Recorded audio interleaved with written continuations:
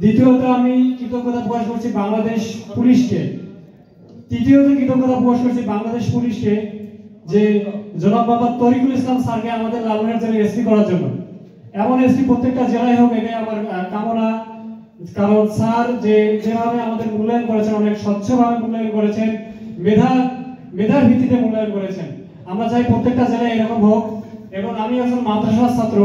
বিগত সময়ে আমরা শুনতাম যে মাদ্রাসার ছাত্রদের পুলিশের দাড়ি রাখার কারণে, পাঞ্জাবি পরার কারণে মূল্যায়ন করা হতো না।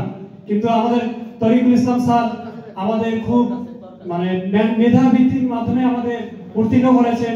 স্যার আমাদের দেখেন না যে আমরা কোথা থেকে এসেছি, স্যার দেখেছেন যে কে কি রকম রেজাল্ট করেছে, এটার উপরে আমাদের রেজাল্ট দিয়েছেন। এই জন্য এসপি স্যারকে অনেক ধন্যবাদ।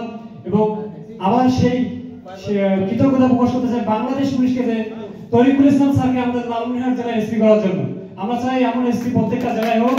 সবাইকে ধন্যবাদ। এই বলে আমার বক্তব্য শেষ করছি। আসসালামু আলাইকুম।